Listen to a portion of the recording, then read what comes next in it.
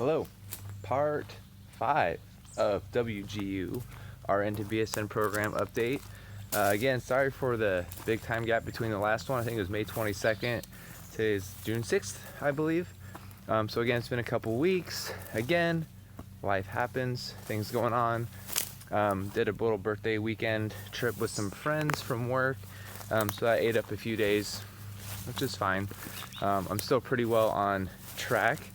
So just a quick update for where I'm at now. So the last video, I was just finishing up 304, which is a professional roles and values. So that one is, I think, a 3-part series in there that you have to do. One of them is like an ethical issue that you have to write about. Basically, an older gentleman is pretty much going to die but wants to spend some time with his mistress, and so you have to kind of write about that a little bit and determine the ethicality of it. I don't know, whatever. So anyway, write about that. Pretty straightforward. I don't think that one had a lot of references needed in it, which was nice.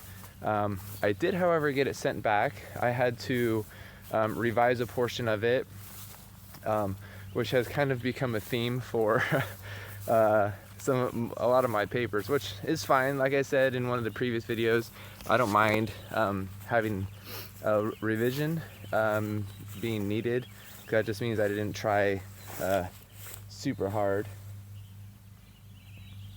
Oh, snake.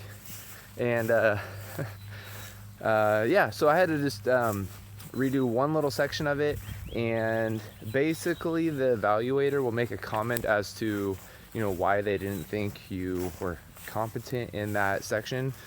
So I basically just kept what I had, because what I wrote wasn't wrong, it just wasn't really the complete idea that they were looking for. So basically I just add a paragraph below that and just write exactly kind of what they're talking about, just more in depth. So 3-4 sentences. So I sent it back. There was no issues with it after that. It got passed. And then there's also, I don't think I talked about it in the last video, and I believe it was in this course, where you have to write about what your state does as far as licensing and all those sorts of things go. What happens if your license expires, blah, blah, blah, things like that. Pretty dry. You'll just need to look up on your State Board of Nursing. That one can be a little harder to utilize in the Facebook group, but you can always try, because if you're from a bigger state, I'm sure people have dealt with it. But if you're from a smaller state like Rhode Island or Vermont or maybe Montana, little, not very populated states, it might be an issue compared to like California or Texas, Florida, states like that. Yeah, so I finished that course up, completed all the components of that. Then I started on the next course, which was 489. I just finished that one recently. That one had, I think, 4 components in it. One of them was something called the IHI standard. Basically something that you have to go online. They have the link and everything that you would need. But basically you have to go through and complete all these modules, and at the end you have one certificate that you submit. So you don't have to save each of the certificates. I think there's like 13 sections you go through, but you don't have to save the certificate for each individual one, and they tell you which 13 you'll need. But I guess you do have to answer the surveys at the end of each sort of section, so you want to make sure that you do that, because at the end you'll have to do it to get your main certificate. So there's really 2 ways of doing that, and again, it depends on how in-depth you want to be with the program, which is kind of the general theme with WGU. You can really be super in-depth. You can take every course, watch all the videos, do all the reading, do everything, and it'll take you a while. Or if you already feel confident with where you are as a nurse and as a person, you can kind of cut out some of the stuff and really only hit what they're actually requiring you to do. So I'll just say for part 2 of the option, so the first way is you can go through everything, watch all the videos and do everything and learn everything. Or you can actually go to Quizlet and they have some questions there. I'll just say they're very similar to the ones that you'll be questioned on, and go through it that way. Either way, you know, whatever you feel comfortable doing. But anyway, so that didn't take me too long to do. I got that submitted. You're basically just submitting the PDF of your certificate. So it's not very difficult there. Shouldn't get it sent back unless you submit the wrong one. Yeah, also real quick with 304, that one I believe has one where you create your portfolio shell, and that one you have to do in OneNote, which I have never used before. I'm not familiar with it. So I had initially submitted it and it came back saying they couldn't access the link. So basically I had called tech support about like, how do I share this? So if you go into the browser part of OneNote and not the app of OneNote, you go, I think it's in like the top right, and you go to like share link, and in there there's an option to do like a public share or share only with WGU people. That's the one you want to do. But again, if you have issues, I would just suggest calling the tech support. I think that's like this maybe the second time I've contacted them. And I was like, hey, just so you guys know, I'm sure you guys get this question all the time because it's super basic, but I explained the problem, and he's like, yeah, we do get a lot of calls, and it's a pretty easy fix. So they're super friendly, the WGU tech people. So I'd say give them a call if you have any issues with that. But yeah, that was the other part about 304 that wasn't too bad. Each section, you have to do like 4 sections. In each section, you only write like a sentence or 2. It's like super basic. It's basically just getting you ready for the portfolio. So I've heard. I haven't started the portfolio yet.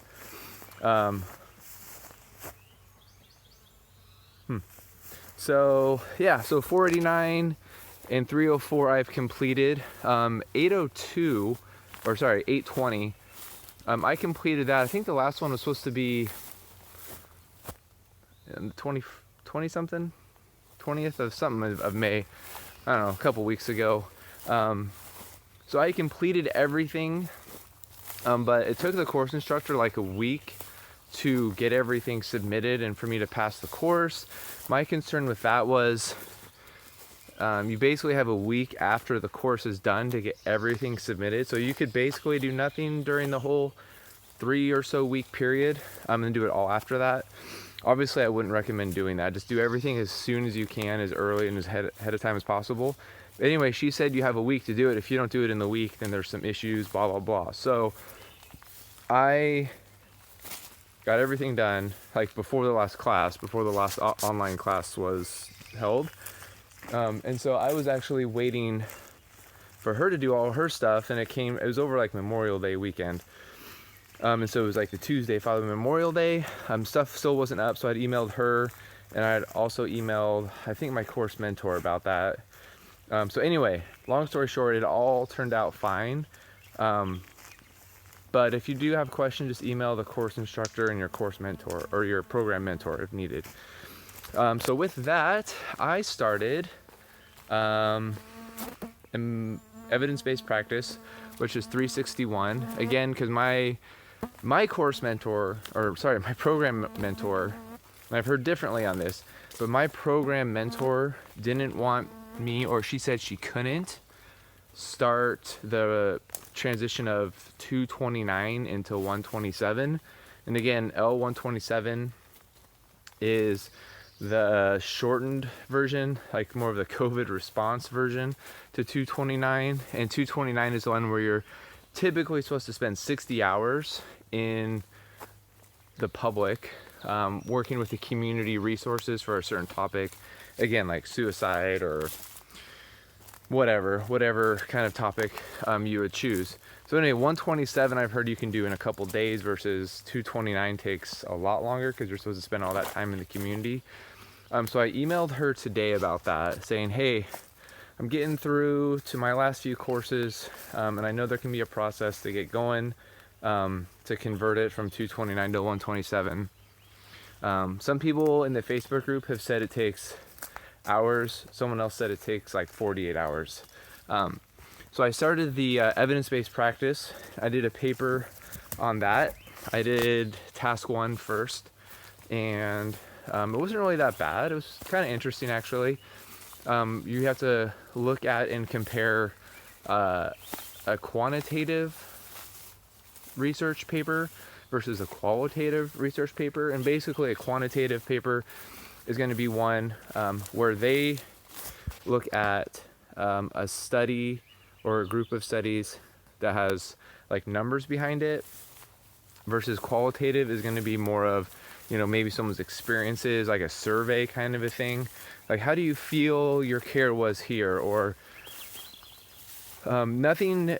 The qualitative is not going to be anything where they're collecting really hard numbers, like controlled double-blind studies, things like that. Qualitative is going to be more of asking people about their experiences. So I got that, and that was fine. I got the paper submitted. I actually thought I might get it returned, but I didn't. I pretty much used the template that someone had uploaded on Facebook, and it's pretty basic. Like, you really don't need to write a lot for some of the sections. Some of my sections, like the subsections, were literally like 2 sentences. So in the template, I forget which one it is. If you guys have questions finding it, I can kind of direct you to it. But yeah, just type in 361 under the file section, and it'll have template for task 1, template for task 2. So just the task one is the only one I've done so far. Yeah, so just follow along with that. And my paper ended up being, I think, like 6 or 7 pages long. But again, you're looking at 2 different studies. You're looking at a quantitative and a qualitative. So each one is only like 3 pages. And there's a lot of like subgroups to go through, subtopics to go through. So it's really not that bad. If you wanted to, you could probably do it in a day pretty easily. Basically just as fast as you could type.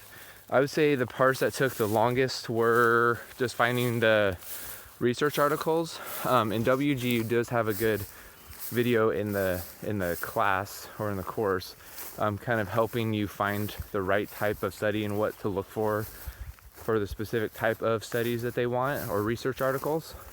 So I'd recommend watching that video. I think it's like 5 or 6 minutes long. It's really not that long. It'll kind of help you make sure you pick the right one, because I tried to find one initially, and I had actually started the paper, and I think I wrote about a page into it, and then I discovered it didn't have everything I needed on it. So I had to go back and find the correct one, and then, so I wasted a little bit of time, but it wasn't horrible. Okay, so yeah, so that's for the evidence-based practice part, task 1. Task 2, I'm not 100% sure on. I haven't actually looked at it yet, but I will cover that half in my next and hopefully final video. So that one I don't think will be horrible. I think there's a table or something we have to do for that one as well. Shouldn't be horrible. And then after that, like I've said, I'll have the L127 course hopefully soon. I'm just starting my work stretch tonight, so I'm not really anticipating doing a lot over this stretch. I'd say my base goal is just to finish task 2 of 361 and get that in and submit it and all good.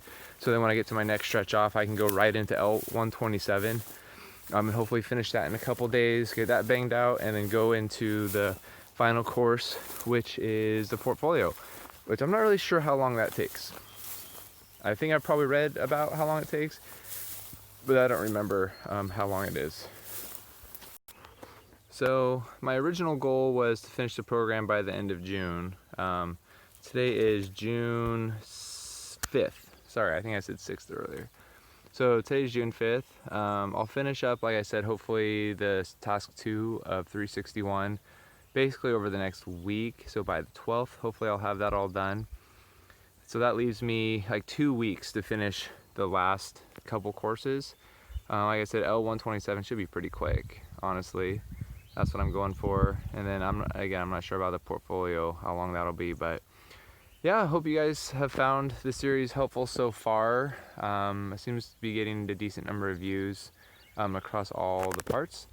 So as usual, I'll be adding some more links to each part, so you guys can kind of go back to part 1 if you somehow came across this one. But starting to look good here out in Oregon.